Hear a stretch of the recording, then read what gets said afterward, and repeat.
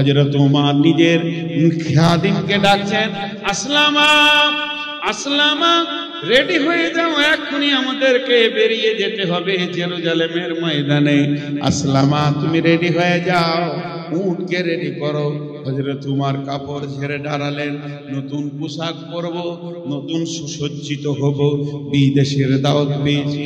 জি না, সাদা সিধে মানুষ। উটটা এনে আসলামা বললেন, হুজুর আমি তৈরি। বলে আমিও তৈরি। হযরত উমর উঠে চাপলেন। কবি নজরুল কলম ধরেছেন, হেরি পশ্চাতে চাহি, তুমি চলিয়াছ রৌদ্র দগ্ধ দুর্মুর পথ বহি। জেরুজালেমের কেল্লা যেটায় আছে অবরোধ করে, বীর মুসলিম সেনা দল তব বহুদিন মাস ধরে। দুর্গের দ্বার খুলিবে তারা, বলেছে শত্রু শেষে।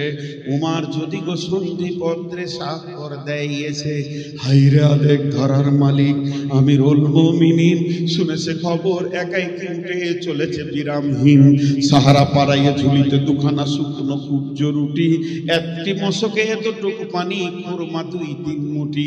প্রহরীবিহীন সম্রাট চলে, প্রহরীবিহীন সম্রাট চলে, একা উঠে চোরি, চলেছে মাত্র একটি গোলাম, উটের রশি ধরি।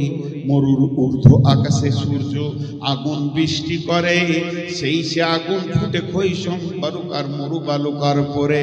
কিছু দূর যেতে উট হতে নামি, কিছু দূর যেতে উট হতে নামি।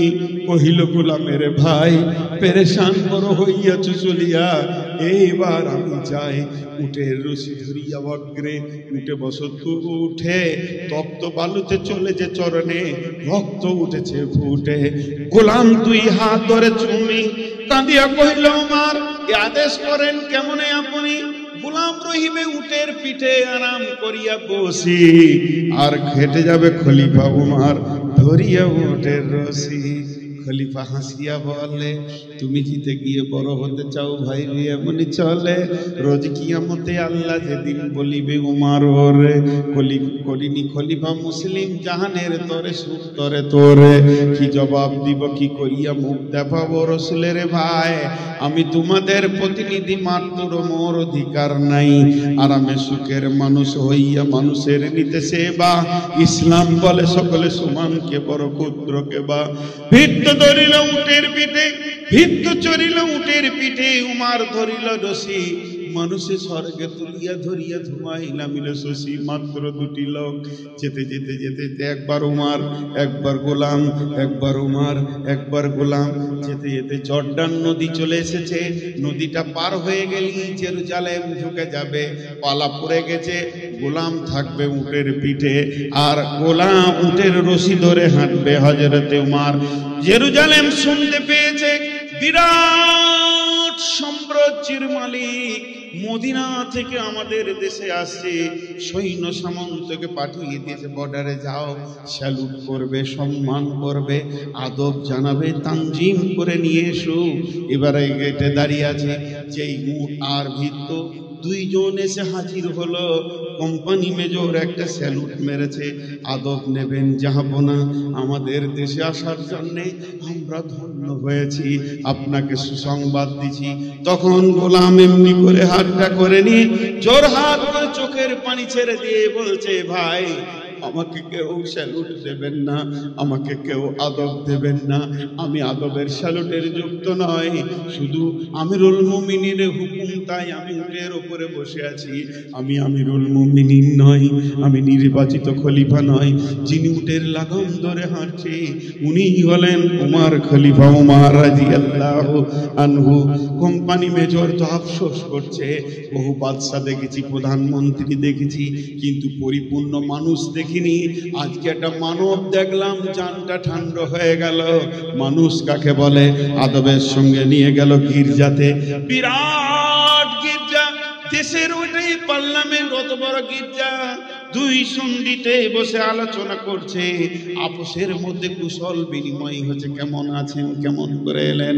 কথা চলতে চলতে হযরত উমর সময় দেখে নিয়েছে, নামাজের টাইম হয়ে গেছে। তখন পাদ্রীকে বলছে, হুজুর আমাকে একটু ছেড়ে দেন, হুজুর আমাকে একটু ছেড়ে দেন, পারমিশন চাইছে। কিন্তু অবাক, একটা ছোট দেশের বাদশার কাছে কেন পারমিশন চাইবে? আজকে যদি আমেরিকার ট্রাম্প আমাদের দেশে আসে, উচিত হচ্ছে ওকে মোদির কথাতে উঠা বসা করতে হবে, কিন্তু না, ও এলে মোদি ওর পেছনে কুত্তার মতো ঘুরবে। এটাই নিয়ম হয়ে গেছে, ক্ষমতা ওর কাছে আছে। কিন্তু আমার তুমি যাবে সেই দেশের আমির, তোমার আমির, তুমি তাকে মানবে, যে কোনো জাতির হোক না কেন। তাই হযরত উমর বলছেন, আমাকে একটু ছেড়ে দেন, 2-4-10 মিনিট আমি একটু আসি। এর ওয়াক্ত হয়ে গেছে, আমি 2 রাকাত কসর করে নামাজ পড়ে আবার চলে আসবো, ওয়াক্ত চেঞ্জ করতে পারবো না। তখন ওয়েদরি বলছে, আমাদের এই আঙ্গিনায় গির্জায় পড়লে নামাজ হবে না কি কবুল? আল্লাহর দরগায় যদি এখানে নামাজটা পড়েন, আমাদের পবিত্র জায়গা, নামাজটা যদি একবার পড়লেন, আল্লাহকে কবুল করবে না। লম্বা কথা উমর জড়াতে গেলেন না, শুধু ইশারায় বলে দিলেন, আমার সৈন্য সংখ্যা বেশি, আমার কন্ট্রোল ক্ষমতা অনেক শক্ত হতে হবে। আমি যদি এখানে নামাজ পড়ি, ওরা ভাববে হয়তো নামাজ পড়ে ইশারা করে দিয়েছে, আজ থেকে গির্জাটা মসজিদ হয়ে গেছে, তারা মসজিদ বানাবে। নহে কই ইসলামী ধর্ম, নহে যে খুদার বিধান, নহে যে ইসলামে ধর্ম, নহে যে খুদার বিধান, করো মন্দিরে গির্জারে ভেঙে মসজিদে মুসলমান। এটা আল্লাহ কবুল করবে না, এটা কোনোদিন হতে পারে না। জোর করে কোনো জায়গায় মসজিদ বানানো যাবে না, আমি সৈন্য সামালতে পারবো না। তার থেকে ফাঁকা মাঠের গাছতলায় গিয়ে 2 রাকাত নামাজটা আমি পড়ে চলে আসি। এমন সময় পাদ্রী বলছে, এটা কি ইসলাম?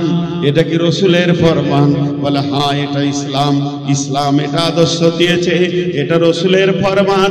তখন পাদ্রী বলছে, হুজুর হাতটা আমার দিকে দেন।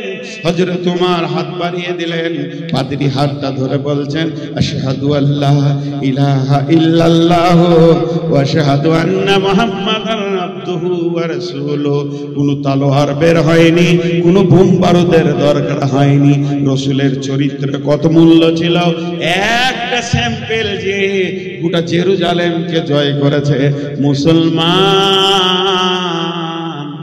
আমাদের আখলাকের তলোয়ারটা আর নাই।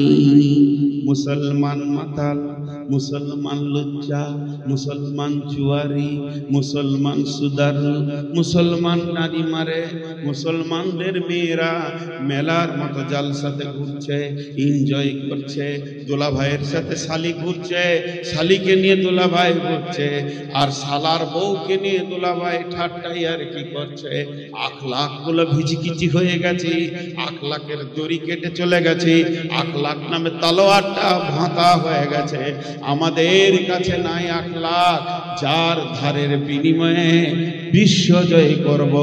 আর এই বেঈমান, একজন বেঈমান, নামটা আমি জানি না, বেশ সুন্দর চেহারা বেঈমানটা, মনে হয় যেন মেদিনীপুর বাড়ি, লম্বা লম্বা লেকচার দিছে গেরুয়া পোশাক পরে। আর শেষের দালাল বলছে মসজিদ 1000 খানা আছে, যার নিচে মন্দির আছে। বন্ধুরে, মন্দির ভেঙে জীবনেও মসজিদ হবে না। মুসলমানদের একটা বাচ্চা পর্যন্ত জানে যে এটা মুসলমানদের, একদিনে মুসলমানের একটা শিশু, মেয়ে, নারী, পুরুষ সবাই জানে। মন্দির দূরের কথা, গির্জা তো দূরের কথা, মুসলমানের জায়গা কেউ জবরদখল করে মসজিদ হবে না। কেউ নামাজ পড়বে না, কেউ নামাজ পড়বে না। কত মসজিদ আছে ছোট হয়ে আছে, পাশের বাড়ির লোক জায়গা দিচ্ছে না, লোক রাখছে, মনে কষ্ট হচ্ছে, তাও তার ঘাড়ে ধরে না, তাকে থাপ্পড় মারে না, যতক্ষণ পর্যন্ত স্বেচ্ছায় না দেবে মুসলমানের জায়গা তো মসজিদ হবে না। আগেকার লোকরা কি পাগল ছিল? মন্দির ভেঙে মসজিদ করেছে, কোনোদিন ইতিহাস হতে পারে না। এগুলো তোমাদের মন করা কথা। তাই বলি ভাই আমার, আমাদের আসল অস্ত্র হলো আখলাক, আমাদের আসল শক্তি হলো আল্লাহ। তবে ছোট্ট ছোট 2টি কথা বলছি, 1 মিনিটে বলে দেব। তৃতীয় বিশ্বযুদ্ধ হতে চলেছে। বাকিটা বুঝে নেবেন বড় আলেমদের কাছ থেকে। দ্বিতীয় বিশ্বযুদ্ধ হয়ে গিয়েছে, বিশ্বনবী তৃতীয় বিশ্বযুদ্ধের যে ওসিয়তটা করেছিলেন সেটা হতে চলেছে। অল্প দিনের মধ্যে আমরা দেখতে পাবো ইনশাআল্লাহ। সকলে বলেন ইনশাআল্লাহ। এর জন্য আপনারা খুশি তো? বলেন ইনশাআল্লাহ। ভয় লাগছে নাকি? বিশ্বনবীর শেষ কথাটা শুনলেন, শুনলে পরে আরো খুশি হবেন। 5 ওয়াক্তের নামাজটা ধরেলেন, কালেমা শাহাদাতের সাক্ষী দিয়ে 5 ওয়াক্ত নামাজ ধরেলেন। এই যুদ্ধে যতজন শহীদ হবে বিশ্বনবী বলেছেন ওরা জান্নাতি, ওরা জান্নাতি। আর কি চাই?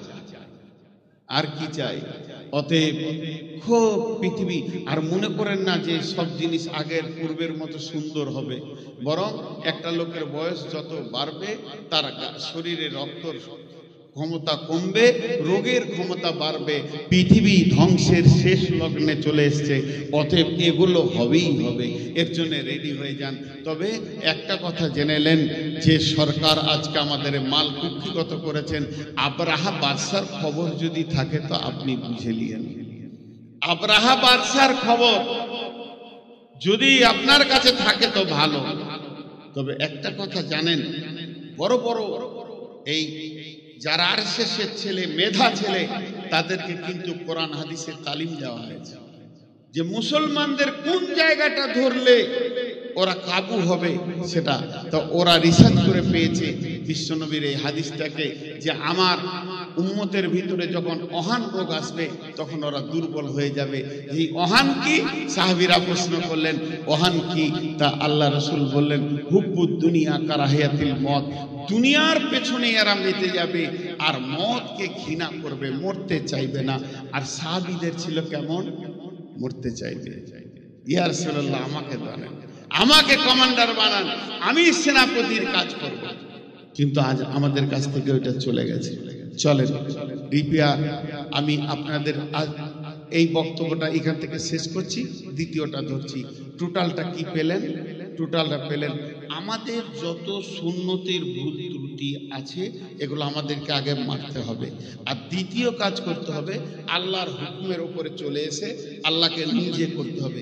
আল্লাহ যদি আমাদের নিজের হয়ে যায় আর আমাদের সুন্নতে রসুলের সব সুন্নতগুলো যদি আমাদের কাছে এসে যায়, তাহলে ইনশাআল্লাহ আমাদের শক্তি 100-তে 100, 100-তে 100 শক্তি বেড়ে যাবে। আপনারা কি জানেন? আপনারা কি জানেন? একটা মনের কথা বলি,